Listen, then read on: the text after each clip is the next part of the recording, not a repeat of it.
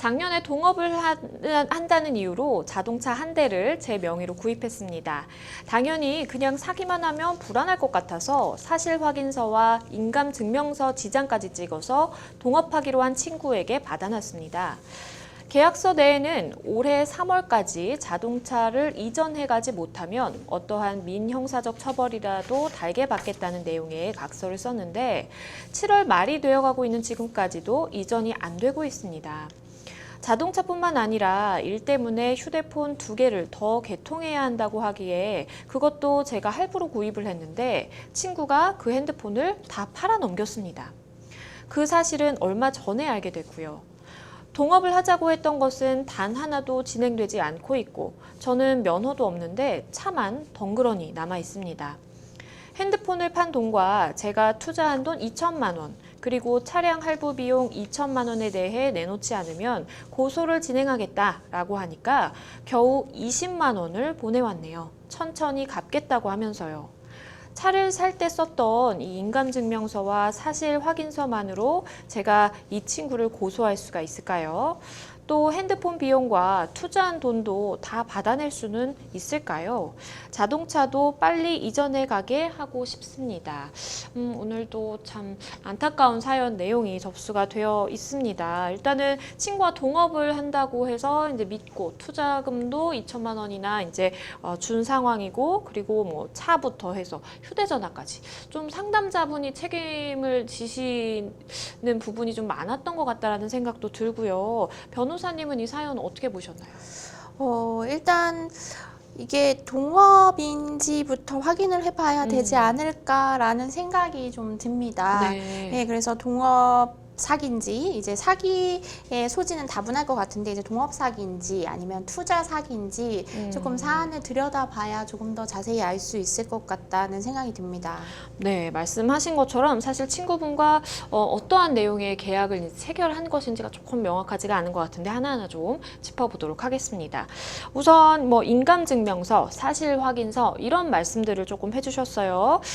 일단 갖고 계신 증거가 그렇다 보니까 이 부분에 대해서 이제 언급을 해주신 것 같은데 이걸 기반으로 해서 실질적으로 고소를 진행할 수 있을까요?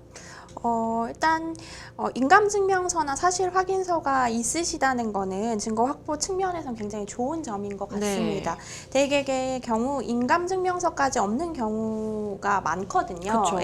근데 이제 사실확인서랑 계약서를 작성하면서 내가 확실하다라는 의미로 인감증명서까지도 이제 띄워줬다는 얘기로 보여져서 그쵸. 이제 추가적인 증거가 어느 것들이 있으신지를 확인해봐야 되겠지만 이제 고소는 가능하지 않을까라는 생각이 듭니다. 네, 사실 이런 재반 증거들을 다 모으지 못한 상황에서도 내가 고소를 해야 되는 상황이 생길 수가 있는데 일단은 상담자분은 사실 확인서, 뭐 인감증명서 이렇게 갖고 계시다고 하셨어요.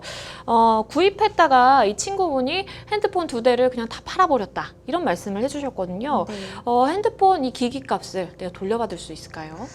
일단 계약이랑 별개로 휴대폰만 놓고 본다면 이제 상담자분 명의로 되어 있는 휴대폰 2개를 친구분께서 동의를 받지 않고 팔고 그 값을 이제 가지신 것 같아요. 네, 그래서 그렇죠. 그것만을 볼 때는 이제 부당이득을 했다고 보여지긴 하거든요. 네. 그래서 뭐 세세히 조금 더 살펴봐야 되기는 하겠지만 뭐 계약서에 휴대폰 2개에 대해서 뭐 일체 친구분한테 어떤 행위 자체를 대리하도록 허가한 뭐 이런 부분이 있지 않는다면 가능하시지 않을까라는 생각이 듭니다.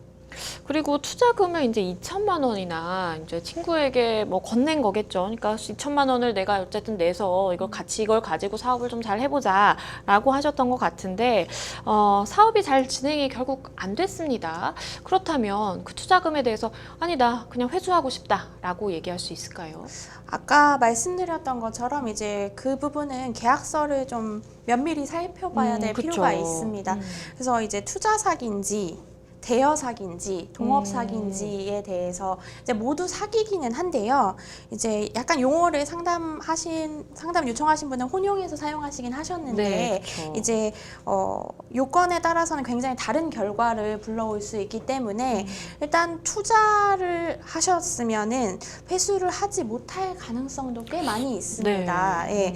그래서 만약에 투자 사기다 그랬으면 사업이 정말 전혀 되지 않았다. 뭐 시작도 하지 않았고 노력도 하지 않았다. 그렇다면은 2천만 원을 돌려받으실 근거가 되기는 하는데 그렇죠.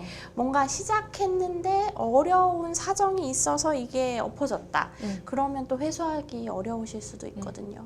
그렇죠. 사실은 이게 투자만 친구가 이제 투자라는 말만 걸어놓고 사실은 돈을 받아가서 그냥 본인이 사고 싶은 거 사고 뭐 쓰고 싶은 데 쓰는 그런 상황이었다면 이거는 이제 명백하게 좀 사기로 볼 수가 있겠지만 그게 아니라 함께 어쨌든 잘 해보려고 이렇게 일을 하다가 뭔가 어그러져서 잘 안 된 경우라면 사실상 이게 정말 투자라는 목적이었다면 좀 돌려받기 힘들 수도 있겠다라는 말씀을 해주셨어요. 그리고 상담자분께서 또 걱정이신 부분이 자동차 한 대를 본인 명의로 이제 구입을 하셨는데 본인은 면허도 없고 그리고 뭐 일은 진행이 안 되고 차만 덩그러니 남아 있다 뭐 이런 말씀을 해주셨거든요.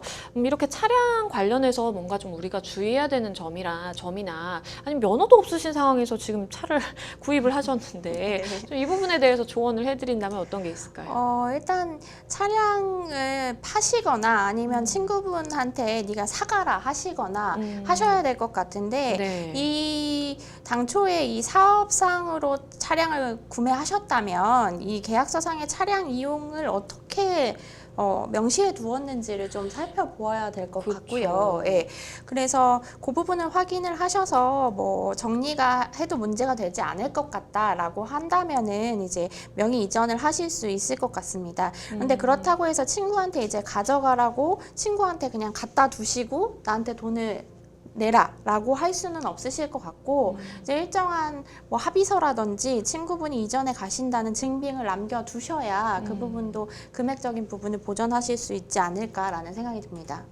네, 그렇다면 사실 친구분이라든지 뭐 아는 지인과 이렇게 동업을 하시는 경우 굉장히 많은데 관련해서 우리가 법률적으로 꼭 알아둬야 되는 것들이 있다면 어떤 게 있을까요?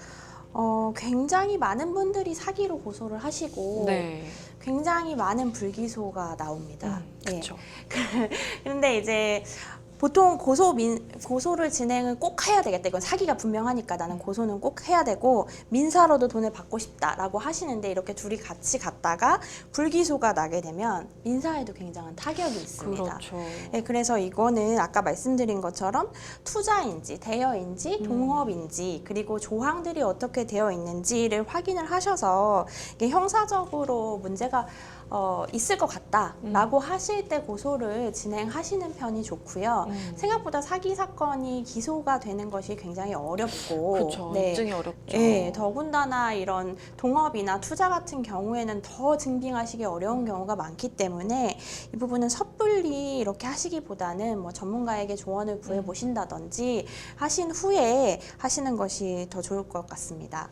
네, 일단 상담자분도 변호사님께서 조언을 해드린 것처럼 섣불리 지금 뭐 관련 증거라든지 이게 조금 부족하신 상황에서 형사 고소를 진행하시는 것보다는 지금 어떤 상황이 좀 나에게 더 유리할지를 좀 고려를 해보신 다음에 조치를 취하시는 게 좋을 것 같습니다.